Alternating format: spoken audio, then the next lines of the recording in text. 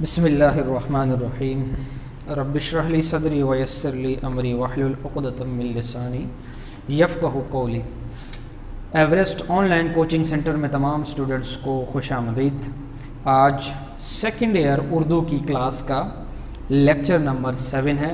اور آج کا ہمارا ٹاپک ہے سیرت محمدی صلی اللہ علیہ وسلم کی جامعیت۔ لاسٹ جو لیکچر ہوا تھا یہ اسی کا کنٹینیوٹی ہے، چونکہ لاسٹ لیکچر میں ایک پرابلم ہو گئی تھی اور لیکچر ہمارا بیچ میں اس کی ریکارڈنگ ڈسکنٹینیو ہو گئی تھی۔ لیکچر تو وہ ہم نے کمپلیٹ کیا تھا، لیکن جہاں سے ڈسکنٹینیو ہوا تھا وہیں سے انشاءاللہ آج ہم اپنے لیکچر کو کنٹینیو کریں گے۔ تو دیکھیے پیج نمبر 71 سیرت محمدی کی جامعیت ہے۔ نیکسٹ پیج پر آئیے، پیج نمبر 72۔ ہم اس کی اہم عبارات اور امتحانی سوالات جو ہے اس کو حل کریں گے۔ کچھ عبارات ہم کر چکے تھے لاسٹ لیکچر میں اور نیکسٹ جو ہے وہ آج انشاءاللہ کرتے ہیں جہاں سے لاسٹ ہمارا ڈسکنٹینیو ہوا تھا۔ تو دیکھیے پیج نمبر 72 پر فرسٹ پیرا کی لاسٹ 4 لائن میں جو عبارات ہم ڈسکس کر رہے تھے تو اس میں یہ بات ہو رہی تھی کہ ایک حاکم کے لیے محکوم کی زندگی کبھی بھی آئیڈیل نہیں بن سکتی، یعنی جو حکمران ہے اسے اگر اپنے لیے آئیڈیل تلاش کرنا ہے، اپنے لیے کچھ رہنما اصول تلاش کرنے ہیں تو وہ کبھی بھی کسی ایسے شخص کو اپنے لیے آئیڈیل نہیں بنائے گا جو کہ غریب ہو، نادار ہو، مسکین ہو، محکوم ہو، بلکہ وہ اپنے لیے اپنے جیسا یا اپنے سے زیادہ کوالٹی رکھنے والا، اپنے سے اچھی کوالٹی رکھنے والا حکمران ہی تلاش کرے گا۔ ایسے شخص کو تلاش کر کے اس کو اپنا آئیڈیل بنائے گا اور اس سے رہنما اصول تلاش کرے گا۔ اور اسی طرح کبھی بھی ایسا نہیں ہوا کہ کوئی محکوم شخص، کوئی غریب ہے، نادار ہے، مسکین ہے، مجبور ہے، تو وہ اپنے لیے کوئی آئیڈیل تلاش کرنے نکلے تو وہ اپنے کسی حکمران کو اپنا آئیڈیل بنا لے، کیونکہ پریکٹیکلی یہ چیز پاسبل ہی نہیں ہے، کیونکہ کسی غریب شخص کے پاس نہ وہ وسائل ہیں، نہ وہ سوچ ہے، نہ وہ تجربہ ہے، وہ ذہنیت نہیں ہے کہ جو تمام تر وسائل، وہ سوچ، وہ تجربہ، وہ تمام کیفیات جو ایک امیر شخص کو یا ایک حکمران کے وہ حاصل ہوں گی، تو لہٰذا اس کو آئیڈیل بنانا اس کے لیے پاسبل ہی نہیں رہے گا، یا وہ اس کو آئیڈیل بنائے گا تو ان چیزوں کو وہ اڈاپٹ کر ہی نہیں پائے گا جو چیزیں، جو صلاحیتیں، جو کیفیات، جو وسائل ایک امیر شخص کے پاس ہیں۔ لہٰذا ایک حاکم اپنے لیے آئیڈیل بنائے گا تو حاکم ہی کو بنائے گا، ایک محکوم اپنے لیے آئیڈیل بنائے گا تو وہ ایک محکوم شخص ہی کو بنائے گا، اسی کی زندگی کو فالو کرے گا۔ اسی طرح ایک دولت مند جو ہے اس کے لیے غریب کی زندگی کبھی بھی آئیڈیل نہیں بن سکتی، اور بالکل اسی طرح ایک غریب کے لیے دولت مند کی جو زندگی ہے وہ کبھی بھی جو ہے وہ کامل مثال، عملی نمونہ نہیں بن سکتی۔ تو ہمیں یہ فرمایا گیا کہ آپ صلی اللہ علیہ وسلم کی جو ذات ہے وہ تمام انسانوں کے لیے کامل نمونہ ہے، عملی نمونہ ہے۔ تو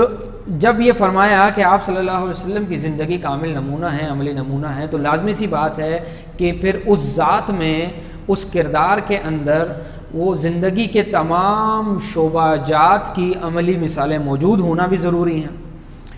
اور ایسا ہی ہے۔ آپ صلی اللہ علیہ وسلم کی ذات مبارکہ دنیا کی وہ واحد ذات ہے کہ جس میں تمام زندگی کے اوصاف، تمام زندگی کے کردار، تمام زندگی کے شعبہ جات سے متعلق رہنمائی موجود ہے، کیونکہ آپ صلی اللہ علیہ وسلم نے زندگی کے تمام شعبہ جات میں رہ کر پریکٹیکلی عمل کر کے ہمیں دکھایا ہے، ایک باپ ہونے کی حیثیت سے، ایک بیٹا ہونے کی حیثیت سے، ایک سپہ سالار ہونے کی حیثیت سے، ایک حاکم ہونے کی حیثیت سے، محکوم ہونے کی حیثیت سے، ایک شوہر ہونے کی حیثیت سے، اسی طرح والد ہونے کی حیثیت سے، اسی طرح بھائی ہونے کی حیثیت سے، آپ زندگی کے جس شعبے کو بھی اٹھا لیں آپ کو وہاں ایک زبردست عملی نمونہ اور عملی مثالیں جو ہے وہ ہمیں موجود وہاں پر پائیں گے۔ اب دوسری عبارت کی طرف چلتے ہیں۔ پیج نمبر 72 کا جو لاسٹ پیرا ہے یہاں پر لائن نمبر 3 دیکھیے۔ سر سید احمد خان صاحب سید سلیمان ندوی صاحب کہتے ہیں، اگر دولت مند ہو تو مکے کے تاجر اور بحرین کے خزینہ دار کی تقلید کرو۔ اگر غریب ہو تو شیب ابی طالب کے قیدی اور مدینے کے مہمان کی کیفیت سنو۔ اب یہاں آپ صلی اللہ علیہ وسلم نے مختلف کیفیات میں، مختلف شعبہ جات میں، شعبہ زندگیوں میں رہ کے جو ہمارے لیے عملی نمونے چھوڑے، ان کی مثالیں دی جا رہی ہیں کہ اگر دولت مند ہے کوئی شخص تو وہ مکے کے تاجر اور بحرین کے خزینہ دار کی تقلید کرے، کہ جب آپ صلی اللہ علیہ وسلم جو ہے وہ مکے میں ایک تاجر کی حیثیت سے زندگی گزار رہے تھے، اور کس طریقے سے آپ نے اس فیلڈ کے اندر کام کیا کہ تجارت جب کی تو اتنی زبردست طریقے سے تجارت کی اور اتنا منافع بخش آپ کی تجارت ہوتی تھی کہ ہر شخص کی یہ تمنا ہوتی تھی جو مکے میں رہتا تھا کہ میں اگر تجارت کے لیے بھیجوں تو اپنے لیے میں محمد صلی اللہ علیہ وسلم کا انتخاب کروں۔ اگر غریب ہو تو شیب ابی طالب کے قیدی اور مدینے کے مہمان کی کیفیت سنو۔ اگر کوئی شخص غریب ہے تو وہ دیکھے کہ آپ صلی اللہ علیہ وسلم کو کس طرح وادی شیب ابی طالب کے اندر قید کر دیا گیا تھا۔ آپ صلی اللہ علیہ وسلم اور آپ کے خاندان کے جو لوگ تھے اس قبیلے کے بنی ہاشم کے، اس کو قید کر دیا گیا تھا، کیونکہ آپ صلی اللہ علیہ وسلم توحید کا پیغام عام کر رہے تھے، اللہ وحدہ لا شریک کی دعوت کو عام کر رہے تھے، اور ہر طرح کا ظلم اور ستم روا رکھنے کے باوجود جب آپ نہ رکے اپنے اس کام سے تو پھر آپ کو قید کر دیا گیا، آپ کو اس قید میں رکھ دیا گیا، آپ کے ساتھ ہر قسم کا بائیکاٹ کیا گیا، چاہے وہ معاشرتی بائیکاٹ ہو، چاہے وہ معاشی بائیکاٹ ہو، ہر قسم کا میل جول بائیکاٹ کر دیا گیا، یہاں تک کہ 3 سال تک وہاں قید رکھا گیا۔ تو آپ صلی اللہ علیہ وسلم اور آپ کے خاندان نے بہت ہی مشکل وقت وہاں پر گزارا، بھوکے پیاسے رہ کر، فاقہ کشی کر کے، پیٹ پر پتھر باندھ کے، اور پتھروں کو ابال کر جو ہے اور پتوں کو کھا کر جو ہے وہ اس وعدے نے جو ہے وہ گزارا کیا اپنا۔ تو یہاں سے ہمارے لیے غریب لوگوں کے لیے اپنے لیے اپنی رہنمائی کے لیے یہاں پہ بڑے زبردست جو ہے وہ اصول ہمیں مل جائیں گے۔ اسی طرح اگر بادشاہ ہو تو سلطان عرب کا حال پڑھو، کہ جب آپ بادشاہ بنے اور سلطان عرب کا جو کو ٹائٹل ملا تو کس طرح عالی شان طریقے سے جو ہے وہ آپ نے وہ وقت گزارا۔ اگر رعایا ہو تو قریش کے محکوم کو ایک نظر دیکھو، کہ جب آپ مکی دور میں آپ صلی اللہ علیہ وسلم جب مکے میں تھے تو کس طرح ظلم و ستم جس طرح عوام پر ہوتا ہے، محکوم پر ہوتا ہے، رعایا پر ہوتا ہے، اس طریقے سے آپ پر کیا گیا، اس کو دیکھیں۔ اگر فاتح ہو تو بدر و حنین کے سپہ سالار پر نگاہ دوڑاؤ۔ اگر کوئی فاتح ہے، زندگی کا کوئی معرکہ سر کر لیا ہے، کسی کو شکست دے دی ہے، تو ذرا دیکھیں بدر اور حنین کے سپہ سالار کو، کہ بدر میں اور حنین میں کس طرح آپ فاتحانہ انداز میں جو ہے وہ داخل ہوئے اور کس طرح جو ہے وہ دشمن کو شکست دی۔ اور اگر تم نے شکست کھائی ہے تو معرکہ احد سے عبرت حاصل کرو، کہ معرکہ احد میں ایک وقت ایسا آیا کہ دشمن جب پلٹ کے پیچھے کے راستے سے آیا اور آپ صلی اللہ علیہ وسلم کی بات کو نہ ماننے کے سبب مسلمانوں جو ہے وہ ان کے قدم جو تھے وہ لڑکھڑا گیا اور قریب تھا کہ آپ شکست کھا جاتے، لیکن کس طرح مسلمان اس وقت سے نکلے، اس کیفیت سے نکلے اور دشمن کو دوبارہ جو ہے وہ بھاگنے پر مجبور کیا۔ تو اگر آپ نے شکست کھائی ہے تو اس کا یہ مطلب نہیں ہے کہ آپ نے جو ہے وہ زندگی سے مایوس ہو جانا ہے، نو، بلکہ آپ دوبارہ سے کھڑے ہوں، دوبارہ سے محنت کریں، دوبارہ سے کوشش کریں، دوبارہ سے جو ہے وہ آپ جو ہے وہ امید کے سہارے دوبارہ سے زندگی کو گزارنے کی کوشش کریں۔ اگر تم استاد اور معلم ہو تو صفا کے درسگاہ کے معلم قدس کو دیکھو۔ اگر کوئی ٹیچر ہے تو اس کے لیے بھی رہنما اصول آپ صلی اللہ علیہ وسلم کس طرح زبردست انداز میں آپ نے صفا کے مقام پہ جو ہے وہ صحابہ کرام کی تدریس کی، کہ آپ صلی اللہ علیہ وسلم کے تیار کیے ہوئے شاگرد اپنے وقت کے امام اور اپنے وقت کے جو ہے وہ لیڈرز زبردست قسم کے بنے۔ اگر شاگرد ہو تو روح الامین کے سامنے بیٹھنے والے پر نظر جوڑو۔ اگر واعظ اور ناصح ہو تو مسجد مدینے کے ممبر پر کھڑے ہونے والے کی باتیں سنو۔ اگر تم حق کی نصرت کے بعد اپنے دشمن کو اور مخالفوں کو کمزور بنا چکے ہو تو فاتح مکہ کا نظارہ کرو، کہ اگر تم نے اپنے دشمن کو شکست دے دی ہے اور اس پر غالب آ گئے ہو تو اس کے ساتھ کیسا سلوک کرنا ہے، اس سے اپنا ذاتی انتقام نہیں لینا، ذاتی بدلہ نہیں لینا، بلکہ آپ دیکھیں کہ آپ صلی اللہ علیہ وسلم نے جب مکے کو فتح کیا تو آپ کے سامنے وہ سارے لوگ موجود تھے جنہوں نے مکے میں آپ صلی اللہ علیہ وسلم پر ظلم کیے، ستم کیے، آپ کے خاندان پر ظلم و ستم کیے، آپ کو ہجرت کرنے پر مجبور کیا۔ آج وہ سارے لوگ وہاں موجود تھے، لیکن آپ نے وہاں پر عام معافی کا اعلان کیا، تو اتنا بڑا دل جو ہے وہ آپ صلی اللہ علیہ وسلم ہی کے پاس ہے. تو ہمیں وہاں سے اپنے لیے رہنمائی لینی ہے، ہمیں ان کے نقش قدم پر چلنا ہے، ہمیں ان کی سنت پر عمل کرتے ہوئے اسی طرح سے عمل کرنا ہے.